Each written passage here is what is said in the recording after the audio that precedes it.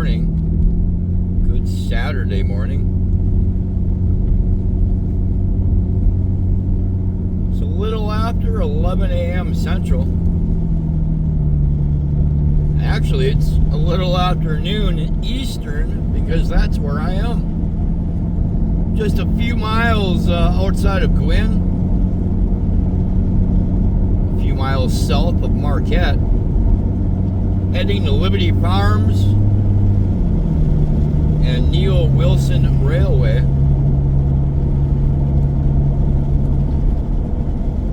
So I came across their YouTube channel about 3 months ago. Caught my attention because of a steam locomotive that he made a video about. And it turns out he has a steam locomotive here. And it runs. Unfortunately, it's not going to be running today. Our plan was to actually have it running, but something came up and he couldn't get it fired up early enough, so we're going to come here and check out what he's got going on. He's got quite a few other cars. Little mover locomotive and a lot of rail that they've been building. Anyway, he invited me to come on out on this beautiful Saturday afternoon. Fall colors are really popping.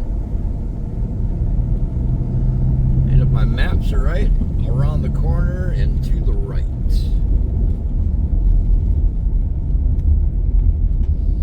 Right in here. Must be the right place. I see a railroad crossing ahead.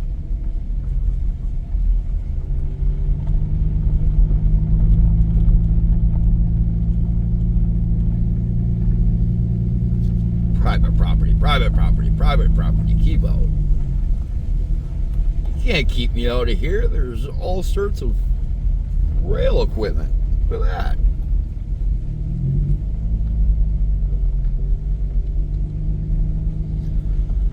You know, it's pretty cool seeing something on video and then actually coming here and seeing it for yourself.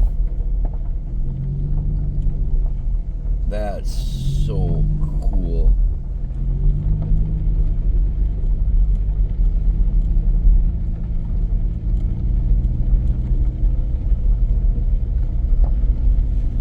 Check it out. Got some Model A's over there. A couple of cabooses.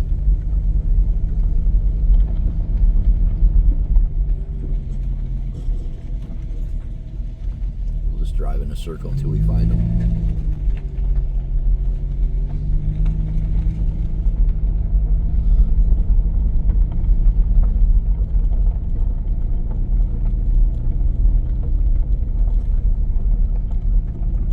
There he is.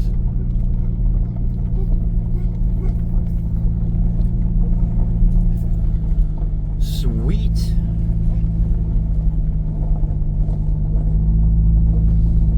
What are you trying to keep people out of here? All the private property, no trespassing?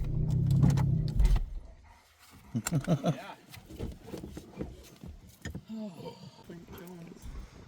Clint Jones, yeah. Algoma. So I was looking at this boiler and it's actually in really nice shape. And we might bring it to the shop and fix it up and use it as a stationary boiler here to run some steam equipment. And you might recognize that voice from Paul Wilson. If you're not familiar with his YouTube channel, you will be by the end of this video. Oh, look at the eagles still up there. Oh, yeah. Flying around. I've told you guys in previous videos, we see eagles all the time in the UP. He's up there, trust me.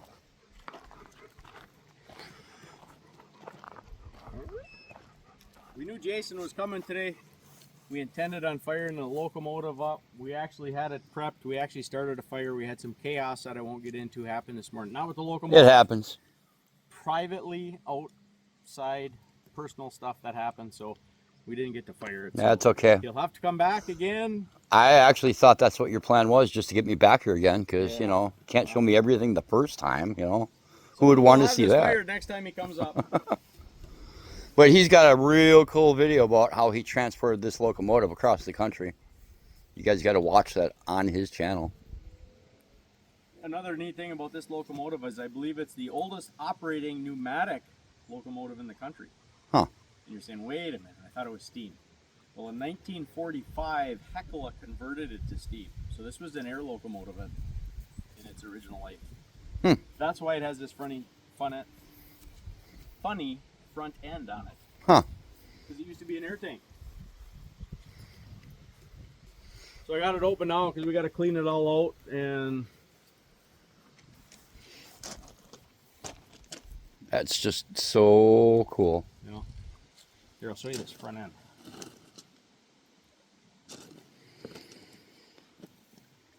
So what's the size ratio between, say, this locomotive and the big ones? Do you know what I mean? Like, so Big Boy is obviously a big locomotive. For this is like what, 1/10 the size, maybe? Yeah, it's tiny. I don't know ratio wise, but And look at the little rails what we're working on. I think it's pretty cool.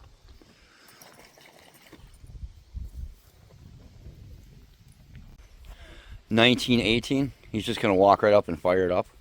I'm hoping. So our goal here is when we're all up and running, this will actually be kind of a working museum.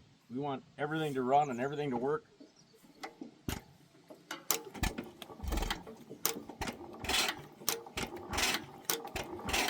Come on. Maybe not. Ooh, I hear compression. There she goes. That made me jump. That's funny.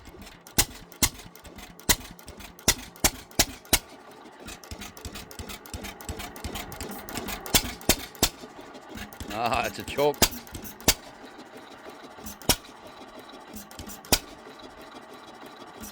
That's smells neat. So you'd have a belt on the other side hooked up to something. As big as this is, it made 5 horsepower. Huh.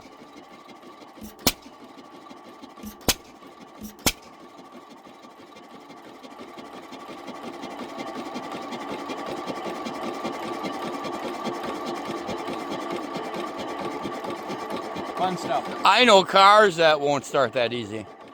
That actually started terrible. It normally Wow. goes right up. Right? I think the Right? problem was is I didn't cover the hole with my hand all the way the first time. That's your choke. Yeah.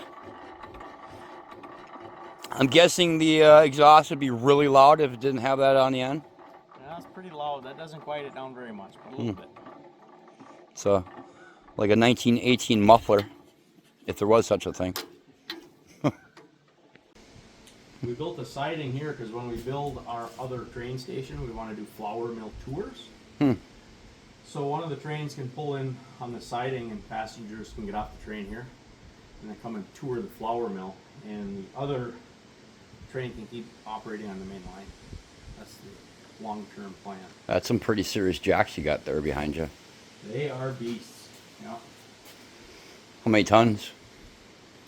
Oh, I don't remember. I know I looked at them before. I played with them all, and they are all free. Hmm. They all do work. 35 ton is this. I mean, I know a railroad that could use that a lot. Yeah, they're monsters.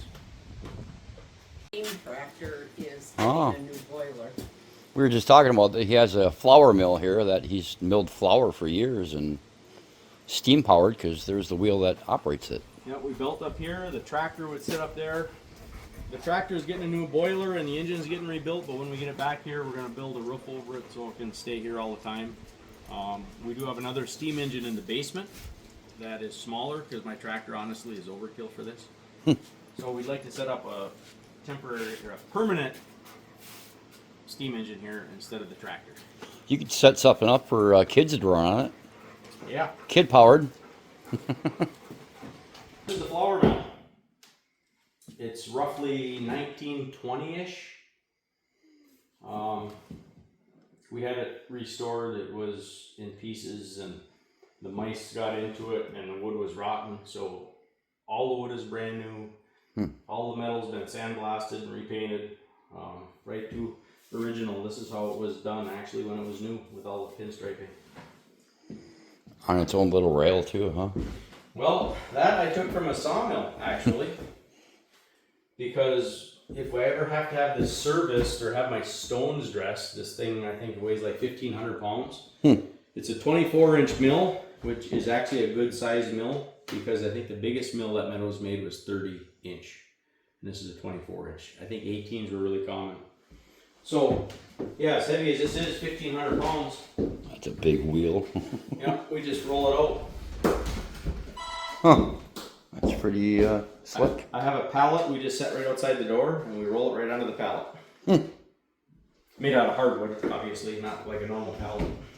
And then it all goes down in the basement to me. That's pretty cool. Yeah, everything goes through the floor, and our The sifter. sifting facilities And is then in the the baking. basement. That's pretty neat. Yeah, this is where we make our different grain. You take the chaff off, and ultra fine, fine, whole grain. Then we go through a bagger. We set up tables here. We let the product cool. Then we go through our sewing machine. Oh, there's a screen she's These showing. screens go in there, depending on what size you want. And then this goes underneath that big sifter. Yeah, not And anymore. if That we thing's do all done. purpose, all of brand goes into here. Yeah, that's just a scrap product that goes in there. Wild. And then we let everything cool. This stuff is, when we're in operation, this stuff isn't in here. We can back the truck right in here, and then we load up, so it doesn't matter if it's raining or anything. Right. Product stays dry. And this is where all of our bags get zippered. Speaking of steam engines, this is the engine I was talking about. That I'm hoping to have run the flour mill one day. So the boiler out front might. So are you saying this is probably the only steam-powered flour mill in the country? As far as it is, we are a state certified flour mill. And it's the only one that I can find in the country that is in operation. So, yeah. And that by itself would be a tour. Yeah. Pretty neat. Train station for now. Welcome to the train station. I know I caught you were loading wood on that one day, and then I seen that Bizarre's Erie sign up in the corner, and I was like, I know who that is. Yeah, you made a comment on that. Yeah, I grew up in South Milwaukee where Bizarre's Erie was, and saw many cranes go out. So, A little while train layout for we're waiting kids for the to look at. trains, we'll have the trains running in here. Always Keep fun. kids and adults occupied. Right? I think there's more adults that actually like model trains than kids. Yeah. It's always hard. Paul's asking what kind of footage I want. I'm like, I don't know. I mean, it's kind of cool. The line ends there, but how many miles or about a mile around, you think? Yeah, it's just actually slightly under a mile. But the plan is there's a switch right over here to my left, to your right. We're going to do some excavation here, and we're hoping to run another line On the other side. up this hill and head into the back 40 and put another mile up in the Okay. woods. Oh, so then you got a lot of property back here to Yeah. eventually work out. So yeah, that switch right there is dual purpose. It's going to go to the back 40 loop and then to our train shed. You can see our shed is all staked out over there. Yeah. So the building up front is going to be moved and put up here. And you guys have to go back and watch all his videos of him building this track in the last few months. Yeah, we pretty much documented everything from several years ago to all the dirt work right from the get-go. So Right. the whole process is... It's kind of fun to watch, especially the learning curves and learning experiences of, You know, here's the funny thing about a YouTube channel. Is we started putting some of these joints together, and some of these guys say, I've been a railroader for 40 years, and we used to grease our joints. So I started greasing some of our joints, and then I get a comment on my next video. Oh, you shouldn't grease your joints, it promotes movement. It's like, you can't. right. It's like, I don't know, I kind of like it because the rust proofing aspect of it, I think is great. Yeah, I mean, you're in the UP, it snows 8 months out of the year, and when it's not snowing, it's normally raining, so Yeah. sunny days like this are rare. There's a lot of little things that we're going to find out the hard way, I'm sure, but we're doing our best to do it right. I still like your green paint. The green paint, it's Yep. done. That joint's done. So, These are tight, they fit good. There's nice and smooth on the inside of the rail. You can see these are the new bolts. Some of these old bolts here, I get a lot of comments about putting my nuts on the wrong way. So are you able to cheat with these ties? With a full railroad tie cut in half, you get 2 of them? Correct. Yeah. And they're perfect. Yeah, that's not bad either. Yeah, no, they're absolutely perfect. So I'm actually going to pick up another load of railroad ties on Monday, another 100 ties I found. So 100 ties technically gets us 400 feet because we cut them in half, they're 2 feet apart. So 100 ties cut in half is 200 feet apart, 400. They're about 18 inches apart-ish. No, 24 2 foot? inches. Okay. Yeah, we go just 2 feet. And actually this rail, I did the calculations on a 40-pound rail, and I think it's 9,000 pounds per wheel. That's 18,000 pounds per axle. My steam locomotive only weighs 18,000 pounds. So it's double the capacity of my locomotive. Yeah. Pretty cool. And they're building out that way. Here is, I need access right here because this is the last stretch of railroad that we have to ballast.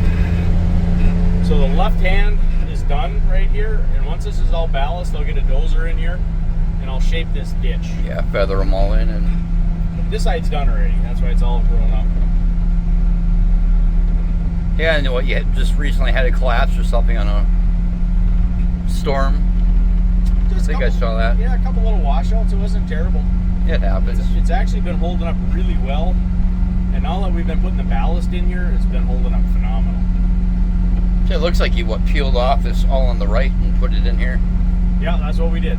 We needed to fill here, and we needed a ditch for drainage anyway, so we just bailed it up and graded this off. I don't get into details too much about a lot of things because I just hope people enjoy watching us do what we do. Right. I did get into some detail, but off to your right, see that stake over there with the pink on it? Yep. We have had this whole railroad surveyed, and so our grades and our elevations and everything are correct.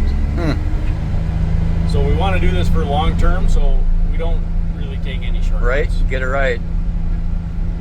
And this here is way too wide, so once we get the rail in here, we'll taper these sides down too. So these washouts over here on the side, they really don't matter. Right. I don't know if anybody remembers Bum's Jungle from Marquette. The hobos actually used to ride the trains into Bum's Jungle. There's condos there now, but this little park here on the right is going to be nicknamed Bum's Jungle to preserve the heritage of the hobos in Marquette.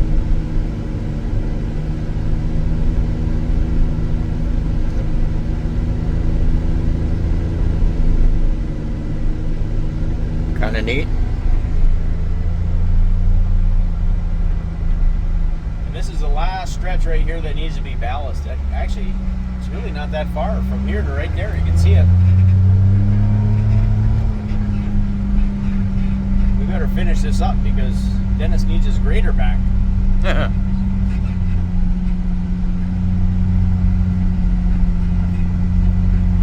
we only got to go to right here.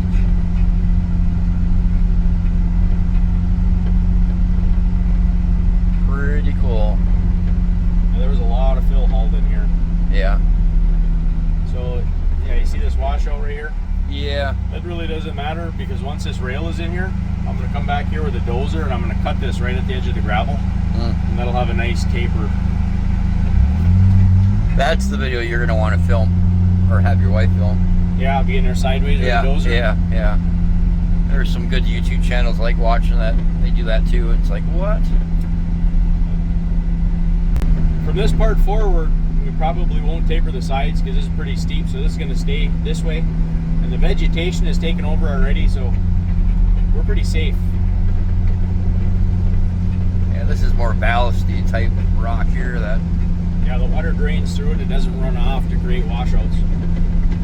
Holy old buses. Old bus there. So when you were talking kind of about my plans, we ripped the siding off of this building and I want to add on, that's why we hauled this sand in here. And I'd like to build a brand new railroad museum right there. Because the parking lot is just right up there on the other side of the buses. So that's why all that fresh sand is there. Hopefully we'll have a legitimate railroad museum in the Upper Peninsula. Huh. So in talking about doing things right, we're going to be laying rail here real soon, so I had my surveyor out to shape these corners in. And if this video comes out before my next video, we talk about how we adjusted this corner and why these are here. So that'll be coming out real soon. This area here we leveled off because this is where we want to have tractor shows and car shows. Yeah. I just love the old equipment, old buses, So, even if they're junk. Yeah, I want to do the same thing Dan's doing with his down there, is find some good tires, clean it up real nice, put it on a cement pad, and put some maybe chairs inside, so if you wanted to wait for the train in the bus, you could. We're back to where we can film. I don't want to take away from his future videos that he's going to be doing, but... So this is to the right of the driveway when we came in. Jason got a sneak peek. Yeah, you guys will have to come back and watch his next few videos of what he's got going on back there. It's pretty cool. So we're heading up into Collier's Cut. And now what were you saying about people could sponsor you for the railroad, or how does that work? Well, if you wanted to advertise with us, we got one advertiser already. We got a 10-year contract. It's a little pricey, but if you break it down for 10 years, it's actually fairly cheap. You get a 4x8 sign. You can sponsor a 200-foot section of railway. And don't choke when I tell you the price. It's only 50 grand. That's not bad. But if you break that down for 10 years of constant advertising, $5 grand a year. How many? You break that down per month. Look at your local television station. It's actually a really cheap price. And then how many people ride the train per month and see that sign that live around here? And here's the best part, is if you sponsor a section now, we'll put the sign up and you get free advertising because we don't start the contract till the railroad's open. Look at all the parts. How many different railroads are you getting parts from? Oh, lots. We've hauled stuff from Washington State, Minnesota, Michigan, downstate, all over. Indiana. And possibly soon bringing in equipment for the tuner-built trolley. That'll be the closest one yet, I think, Newberry. So you said what, they have 3 locomotives? Yeah, they got 3 locomotives, 9 passenger cars, 3 flat cars, 5 gondolas, and I think it was an old box car or flat car that they turned into a fuel car. They got all their fuel tanks on that. That was custom built because that's how they got fuel to the boat. I hate to say it, if you do acquire that, or when you acquire that, you will need 40 acres out here. Because I don't know, you don't have enough room right now for all that stuff. Well, it'd be pretty cool because we'll have 5 locomotives here at this railroad then.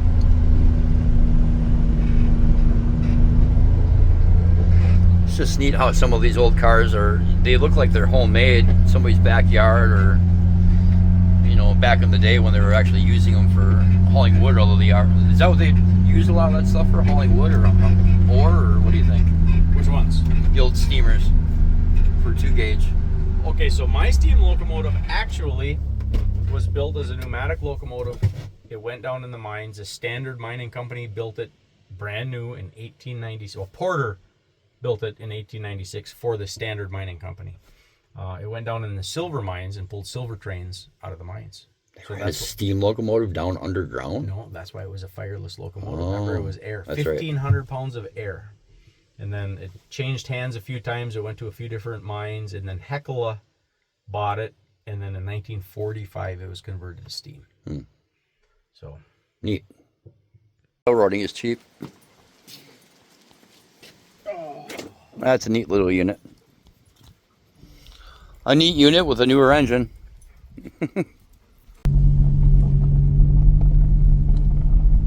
Well, that was an interesting visit. We sat for the last few hours and just talked. He's selling those 2 forklifts right there. Selling a lot of the stuff on the property.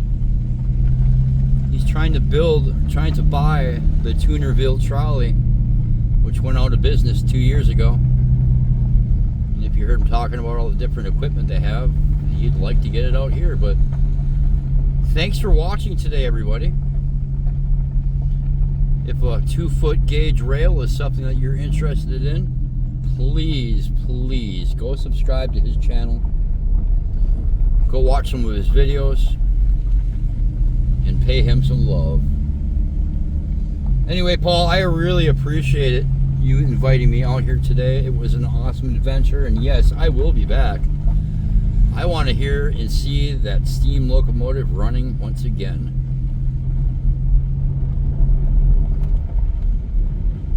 Alrighty, guys, well, I'm going to head on down the highway here and I'm going to head on back home.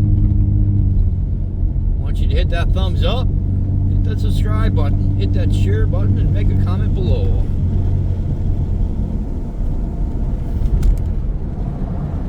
I'd say that house has seen better days, wouldn't you?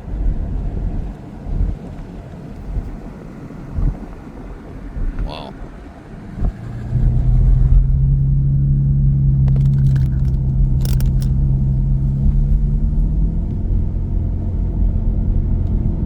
Narrow bridge, I guess so.